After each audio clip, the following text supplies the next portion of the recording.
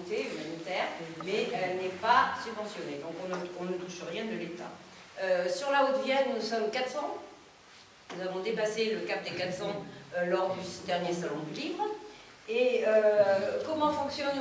En fait, nous sommes une association française sur toute la France, et ensuite nous sommes 120 délégations. Il y a des délégations dans chaque département. C'est-à-dire que là, les gens que vous voyez ici appartiennent à une délégation. Ce n'est pas une association avec un bureau, un président, un trésorier.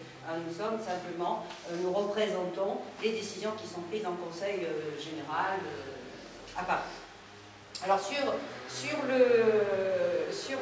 il y a 8 permanents au siège à Paris. Le président est Jean-Luc Romero, que certains connaissent, sûrement, homme politique, il est connu, qui mène plusieurs combats parallèlement. Il n'est pas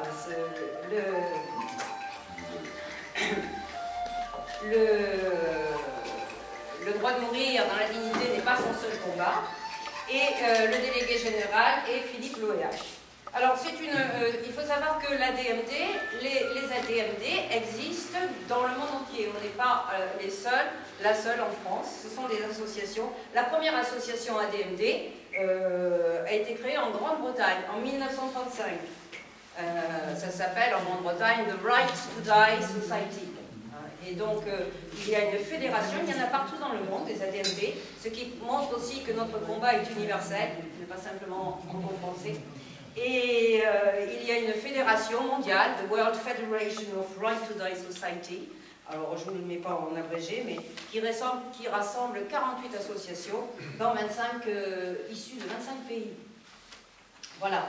Alors, la nôtre association en France, elle a été créée en avril 80, 22 avril 80, par un universitaire franco-américain, universitaire et écrivain franco-américain, Michel Lee Landa, il a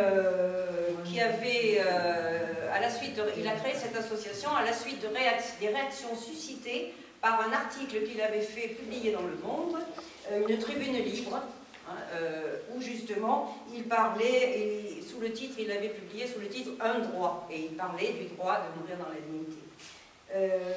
C'est vrai qu'il avait vécu, lui, dans son histoire personnelle, des choses douloureuses, en particulier la perte de ses 2 parents, dans des conditions très difficiles. Il est allé, d'ailleurs, il a créé l'association, il est allé au bout de ses idées, puisque lui-même, il a eu par la suite un cancer du poumon, et il a fini par se suicider, puisqu'il n'y avait pas d'autre moyen. Alors, Michel Landa écrit dans ses statuts, il rappelle que la DMD est respectueuse de la liberté et de la dignité des personnes. Et elle s'interdit toute incitation au suicide. Et elle s'oppose au recours à l'euthanasie fondée sur des motifs politiques, économiques ou sociaux, ainsi qu'à toute euthanasie qui serait pratiquée sans demande de la personne concernée. Donc, si vous voulez, depuis 1980, depuis le début de cette association, on a déjà tous les fondements de ce qu'on trouve aujourd'hui, c'est-à-dire toujours euthanasie à la demande de la personne concernée, du patient, mettre le patient au centre du système, c'est toujours d'actualité aujourd'hui. Évidemment opposé à toute euthanasie sur des motifs politiques, économiques. C'est vrai que nos opposants nous disent parfois « Ah oui, il y aura des dérives, il y a une loi sur l'euthanasie », ce qui est tout le contraire, parce que les dérives, c'est aujourd'hui qu'elles ont lieu, puisque aujourd'hui, il y a quand même pas mal d'euthanasies clandestines qui se font tous les ans.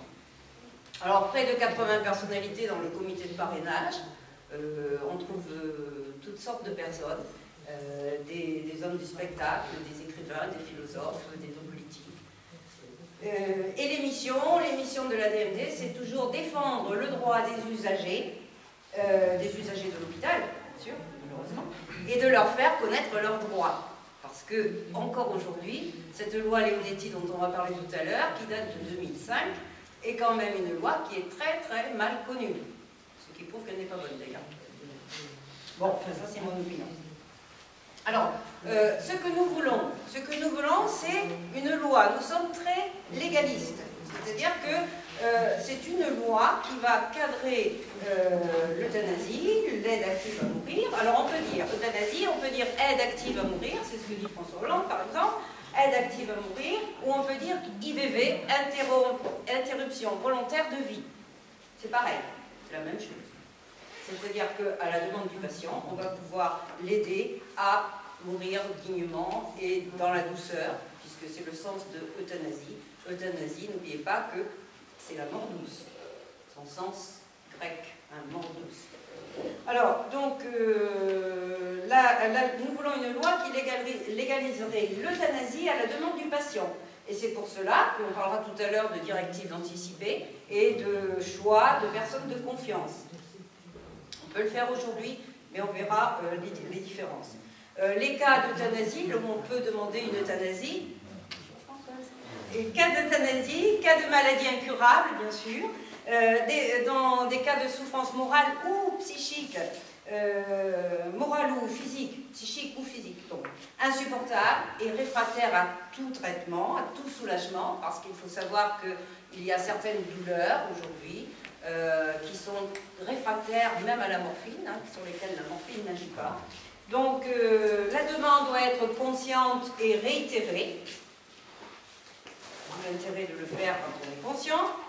On est confronté, on fait part de sa demande à 1, 2, 3, 4, ça c'est pas encore à définir, c'est encore à définir, mais un collège de médecins, donc c'est une décision collégiale, et de soignants, si c'est à l'hôpital, et donc qui viennent vous redemander si vous êtes toujours décidé jusqu'au dernier moment. Si vous n'êtes plus décidé, vous pouvez arrêter votre demande d'euthanasie.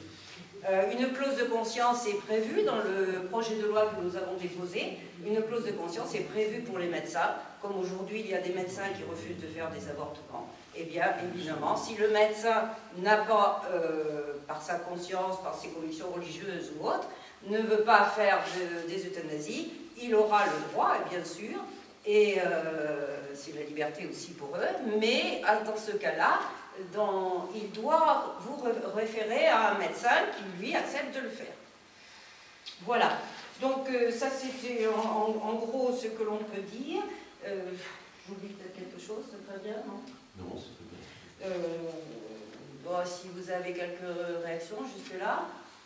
Donc, nos moyens d'action. Alors, évidemment, c'est une association, donc, comme vous l'avez vu, qui a 32 ans. On a fêté le 32e anniversaire l'année dernière. Alors, certains nous disent, oui, mais moi ça fait 20 ans que je suis à la DMD, j'étais encore jeune quand je m'y suis mise, je n'avais pas de raison particulière, simplement mes convictions personnelles faisaient que moi j'avais déjà réfléchi au fait que je ne voulais pas qu'on s'acharne sur moi, etc. Donc certains rentrent par une réflexion personnelle, beaucoup, la majorité on va dire, rentrent à la DMD parce qu'ils ont vécu une mort douloureuse. Et il y en a parmi vous qui peuvent en témoigner, même des membres de la DMD de Limoges, qui peuvent en témoigner, donc qui ont vécu une mort douloureuse, qui ont vu que finalement leurs proches, ils avaient été maltraités dans les hôpitaux, on n'avait pas accédé à leurs demandes, on n'avait rien fait pour vraiment faciliter les choses, arrêter le traitement par exemple, même si aujourd'hui c'est pourtant prévu dans la loi. Donc on sait qu'aujourd'hui on meurt toujours mal en France. Mais c'est vrai que depuis 32 ans, notre combat, certains me disent des fois, mais comment vous faites chaque année, renouveler votre adhésion, alors que finalement, on n'y arrive pas avant cette loi. On est passé près, parce qu'en janvier l'année dernière, le projet de loi qui a été déposé au Sénat a été refusé à 15 voix près. Donc on est passé près, on peut dire, mais bon, on l'a pas eu. Donc voilà, notre modèle, monsieur qui est hollandais, donc je suis contente de vous saluer, effectivement, notre modèle, ce sont les Pays-Bas, le Luxembourg et la Belgique, qui sont les 3 pays progressistes de l'Europe et qui ont une loi qui est notre modèle, parce que ça fonctionne très très bien, malgré ce qu'on peut lire parfois dans des journaux qui sont publiés par nos opposants, monsieur pourra peut-être nous en parler tout à l'heure, et c'est vrai qu'on ne copie pas vraiment la Suisse, mais on copie surtout la Belgique, le Pays-Bas, Luxembourg. La Suisse ayant des possibilités, mais c'est simplement du suicide assisté en Suisse. C'est pas de l'euthanasie. C'est-à-dire que pour que vous puissiez bénéficier d'un suicide assisté, c'est-à-dire avec un médicament qu'on va vous fournir, il faut que vous soyez conscient et capable de le prendre. Hein? Donc effectivement, les pays comme les Pays-Bas, la Belgique et le Luxembourg vont plus loin, parce qu'à partir du moment où vous avez donné vos directives anticipées, même si vous tombez dans l'inconscient, on peut savoir ce que vous auriez désiré pour ce cas de fin de vie. Est-ce que c'était acharnement thérapeutique? Est-ce que c'était aide à mourir? Ou est-ce que c'était